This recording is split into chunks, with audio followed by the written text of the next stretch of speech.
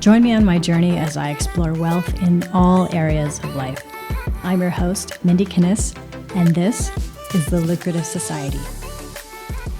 Welcome back. This is part 5 of the read-along of The Science of Getting Rich by Wallace D. Wattles. I was laughing yesterday because I met with my lucrative coach students, and then I had a bunch of coaching calls and then met up with some friends. And I was thinking, I'm such a hermit. I don't usually talk this much during the day.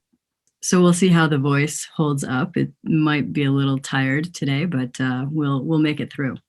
So today we're going to read chapter 12, 13, and 14. Diving right in here, chapter 12, Efficient Action.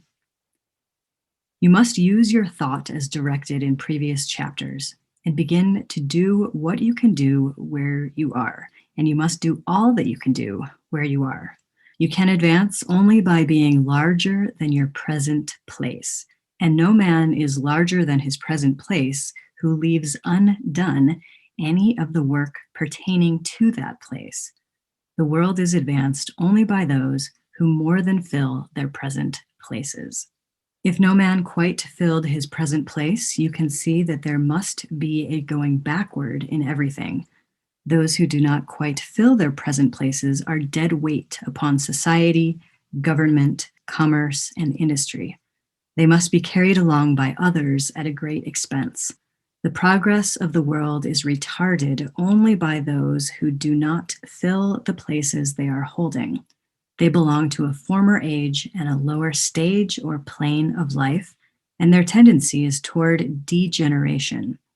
No society could advance if every man was smaller than his place. Social evolution is guided by the law of physical and mental evolution. In the animal world, evolution is caused by excess of life. When an organism has more life than can be expressed in the functions of its own plane, it develops the organs of a higher plane, and a new species is originated.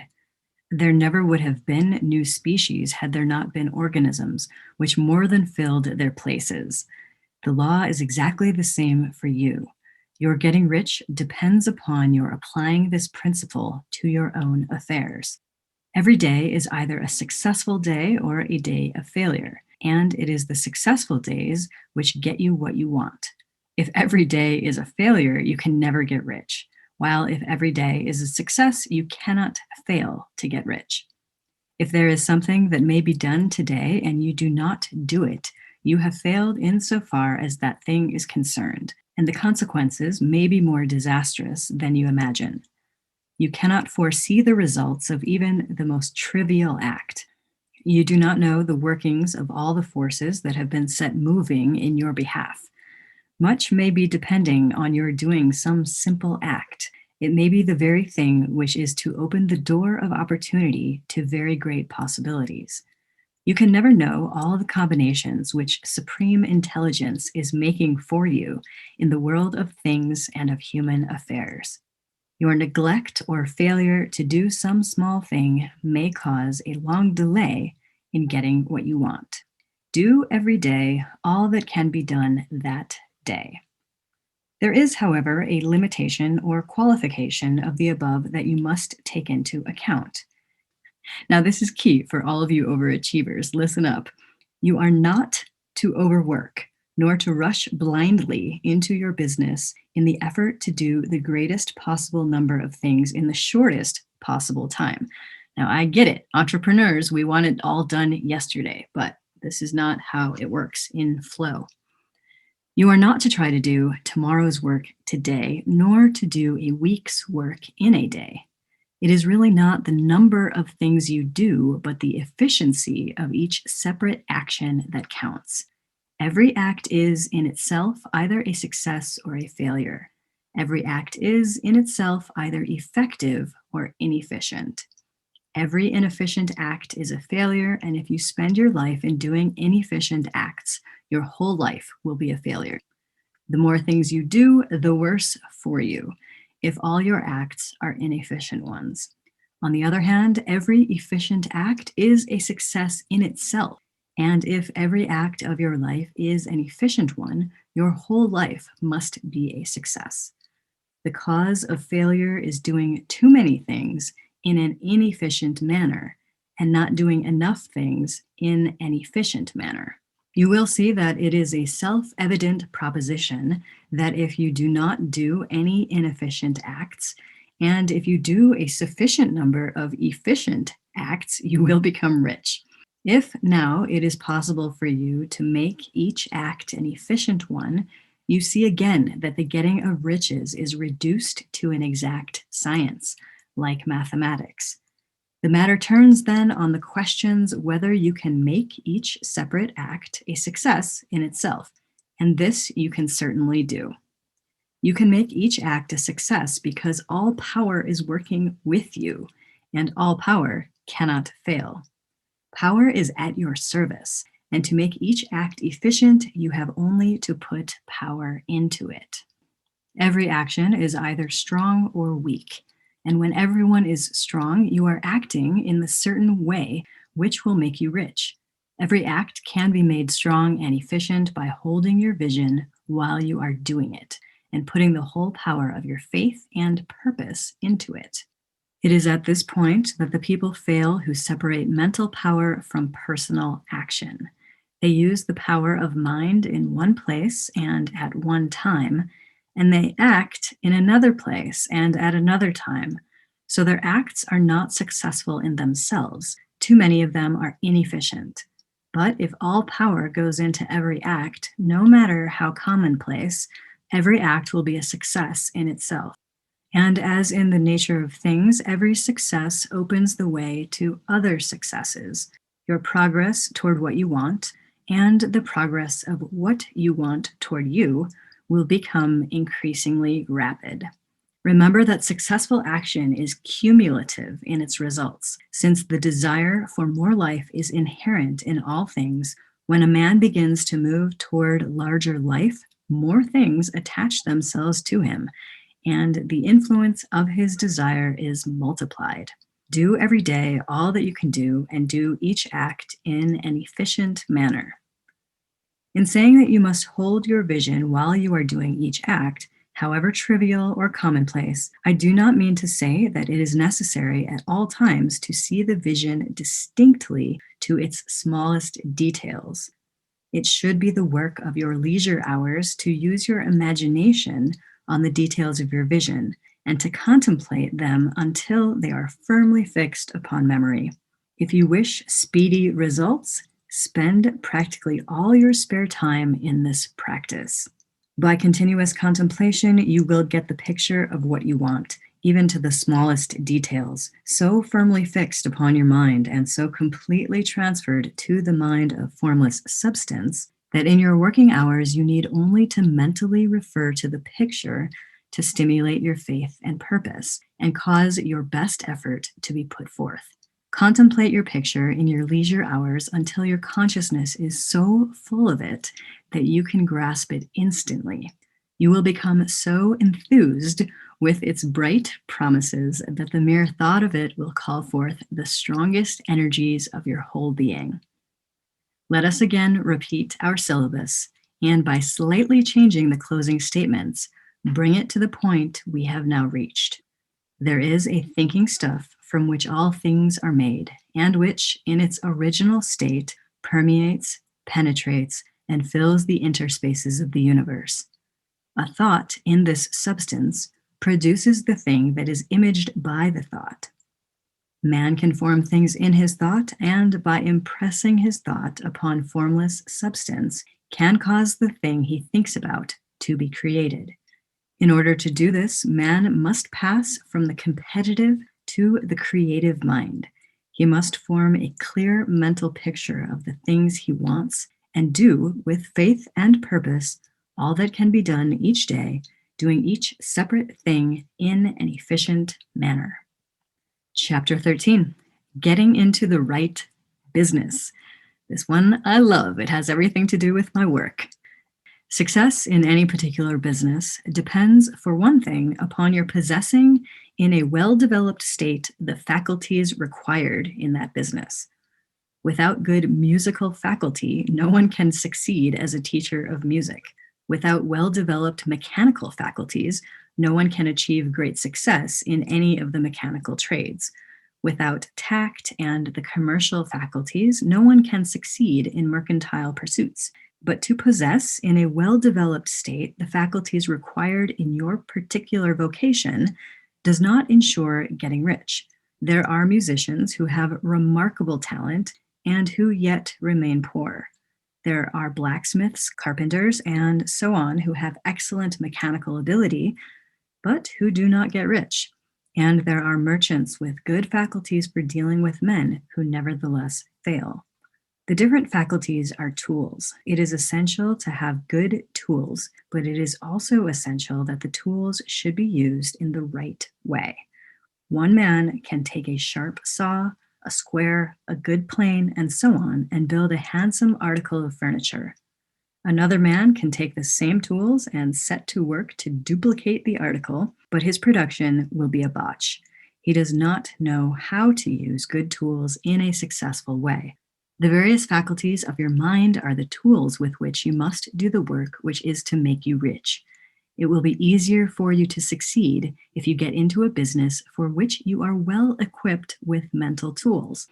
Generally speaking, you will do best in that business which will use your strongest faculties, the one for which you are naturally best fitted. But there are limitations to this statement also. No man should regard his vocation as being irrevocably fixed by the tendencies with which he was born. You can get rich in any business, for if you have not the right talent for it, you can develop that talent. It merely means that you will have to make your tools as you go along, instead of confining yourself to the use of those with which you were born. It will be easier for you to succeed in a vocation for which you already have the talents in a well-developed state. But you can succeed in any vocation, for you can develop any rudimentary talent, and there is no talent of which you have not at least the rudiment. You will get rich most easily in point of effort if you do that for which you are best fitted, but you will get rich most satisfactorily if you do that which you want to do. I am always asking my clients, what do you want? Doing what you want to do is life, and there is no real satisfaction in living if we are compelled to be forever doing something which we do not like to do and can never do what we want to do. It is certain that you can do what you want to do. The desire to do it is proof that you have within you the power which can do it. Let me restate that for you to sink it into your mind. The desire to do it is proof that you have within you the power which can do it. Desire is a manifestation of power. The desire to play music is the power which can play music, seeking expression and development. The desire to invent mechanical devices is the mechanical talent seeking expression and development. Where there is no power, either developed or undeveloped, to do a thing, there is never any desire to do that thing. And where there is strong desire to do a thing, it is certain proof that the power to do it is strong and only requires to be developed and applied in the right way. All things else being equal, it is best to select the business for which you have the best developed talent. But if you have a strong desire to engage in any particular line of work, you should select that work as the ultimate end at which you aim. You can do what you want to do, and it is your right and privilege to follow the business or avocation which will be most congenial and pleasant. You are not obliged to do what you do not like to do, and should not do it except as a means to bring you to the doing of the thing you want to do. If there are past mistakes whose consequences have placed you in an undesirable business or environment, you may be obliged for some time to do what you do not like to do, but you can make the doing of it pleasant by knowing that it is making possible for you to come to the doing of what you want to do. If you feel that you are not in the right vocation, do not act too hastily to try to get into another one. The best way, generally, to change business or environment is by growth. Do not be afraid to make a sudden and radical change if the opportunity is presented and you feel, after careful consideration, that it is the right opportunity. But never take sudden or radical action when you are in doubt as to the wisdom of doing so. There is never any hurry on the creative plane, and there is no lack of opportunity. When you get out of the competitive mind, you will understand that you never need to act hastily. No one else is going to beat you to the thing you want to do. There is enough for all. If one space is taken, another and a better one will be opened for you a little farther on. There is plenty of time. When you are in doubt, wait. Fall back on the contemplation of your vision and increase your faith and purpose. And by all means, in times of doubt and indecision, cultivate gratitude. A day or two spent in contemplating the vision of what you want and in earnest thanksgiving that you are getting it will bring your mind into such close relationship with the Supreme that you will make no mistake when you do act. There is a mind which knows all there is to know, and you can come into close unity with this mind by faith and the purpose to advance in life if you have deep gratitude. Mistakes come from acting hastily, or from acting in fear or doubt, or in forgetfulness of the right motive, which is more life to all and less to none. As you go on in the certain way, opportunities will come to you in increasing number. You will need to be very steady in your faith and purpose, and to keep in close touch with the All Mind by reverent gratitude. Do all that you can do in a perfect manner every day, but do it without haste, worry, or fear. Go as fast as you can, but never hurry. Remember that in the moment you begin to hurry, you cease to be a creator and become a competitor. You drop back upon the old plane again. Whenever you find yourself hurrying, call a halt. Fix your attention on the mental image of the thing you want and begin to give thanks that you are getting it.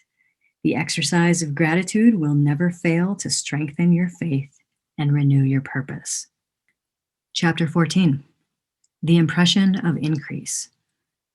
Whether you change your vocation or not, your actions for the present must be those pertaining to the business in which you are now engaged. You can get into the business you want by making constructive use of the business you are already established in, by doing your daily work in a certain way. And insofar as your business consists in dealing with other men, whether personally or by letter, the key, it makes me laugh because today it would be by email, the key thought of all your efforts must be to convey to their minds the impression of increase. Increase is what all men and women are seeking. It is the urge of the formless intelligence within them seeking further expression. Side note to all my coaching students out there, this is key. Listen to this again. Increase is what all men and all women are seeking. So regardless of what your niche is, if it's health, wealth, or relationships, they're seeking increase in health, increase in wealth, or positive increase in their relationships. The desire for increase is inherent in all nature. It is the fundamental impulse of the universe. All human activities are based on the desire for increase.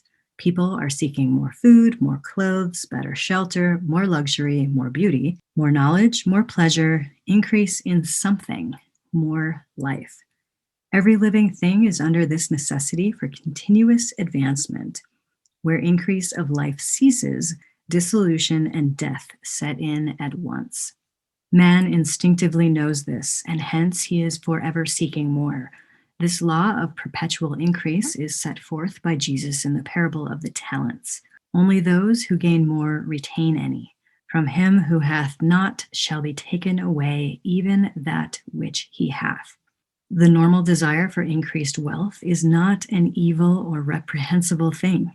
It is simply the desire for more abundant life. It is aspiration.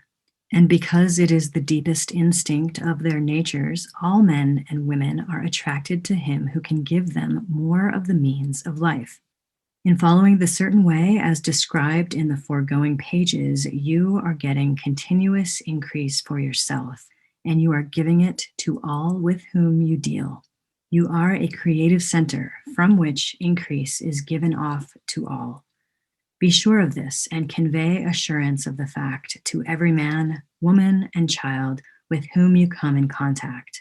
No matter how small the transaction, even if it only be the selling of a stick of candy to a little child, put into it the thought of increase and make sure that the customer is impressed with the thought. Convey the impression of advancement with everything you do, so that all people shall receive the impression that you are an advancing man and that you advance all who deal with you. Even to the people whom you meet in a social way without any thought of business, and to whom you do not try to sell anything, give the thought of increase. Another side note, the way that I think about this is leaving everything better than I found it, people included. You can convey this impression by holding the unshakable faith that you yourself are in the way of increase, and by letting this faith inspire, fill, and permeate every action. Do everything that you do in the firm conviction that you are an advancing personality and that you are giving advancement to everybody. Feel that you are getting rich and that in doing so you are making others rich and conferring benefits upon all. Do not boast or brag of your success or talk about it unnecessarily. True faith is never boastful. Wherever you find a boastful person, you find one who is secretly doubtful and afraid. Simply feel the faith and let it work out in every transaction. Let every act and tone and look express the quiet assurance that you are getting rich, that you are already rich. Words will not be necessary to communicate this feeling to others. They will feel the sense of increase when in your presence and will be attracted to you again. You must so impress others that they will feel that in associating with you, that they will get increase for themselves. See that you give to them a use value greater than the cash value you are taking from them. Take an honest pride in doing this and let everybody know it, and you will have no lack of customers. People will go where they are given increase, and the Supreme, which desires increase in all and which knows all, will move toward you men and women who have never heard of you. Your business will increase rapidly, and you will be surprised at the unexpected benefits which will come to you. You will be able from day to day to make larger combinations, secure greater advantages, and to go on into a more congenial vocation if you desire to do so. But in doing all this, you must never lose sight of your vision of what you want, or your faith and purpose to get what you want. Let me here give you another word of caution in regard to motives. Beware of the insidious temptation to seek for power over other men. Nothing is so pleasant to the unformed or partially developed mind as the exercise of power or dominion over others. The desire to rule for selfish gratification has been the curse of the world. For countless ages, kings and lords have drenched the earth with blood in their battles to extend their dominions. This not to seek more life for all, but to get more power for themselves. Today, the main motive in the business and industrial world is the same. Men marshal their armies of dollars and lay waste the lives and hearts of millions in the same mad scramble for power over others. Commercial kings, like political kings, are inspired by the lust for power. Jesus saw in this desire for mastery the moving impulse of that evil world he sought to overthrow.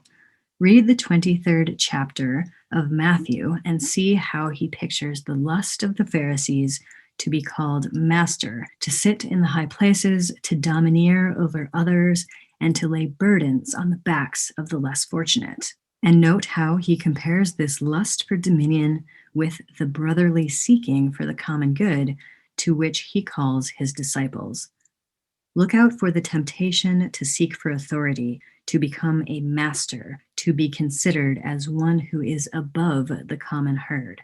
to impress others by lavish display, and so on. The mind that seeks for mastery over others is the competitive mind, and the competitive mind is not the creative one.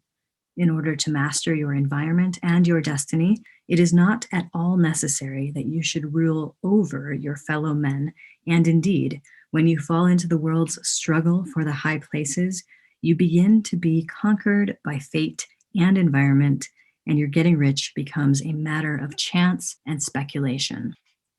Beware of the competitive mind. No better statement of the principle of creative action can be formulated than the favorite declaration of the late Golden Rule, Jones of Toledo. What I want for myself, I want for everybody. That concludes today's reading. There is one more section from The Science of Getting Rich that will be available tomorrow. If you are interested in discussing this book, this work, these ideas, I will be hosting a book club discussion in the Lucrative Society. If you're interested in checking that out, all the details are at lucra.com/TLS. That stands for the Lucrative Society. That's lucra.com/TLS. You can learn all about our membership program and join us if you are interested in these kinds of conversations. Thanks so much for listening. Make sure to subscribe to the Lucrative Society on iTunes, and please leave a review of the podcast. Visit lucra.com for transcripts and resources, or to become a member of the Lucrative Society, where I coach purpose-based entrepreneurs on business, mindset, and heartset. Lucra, where wealth equals well-being.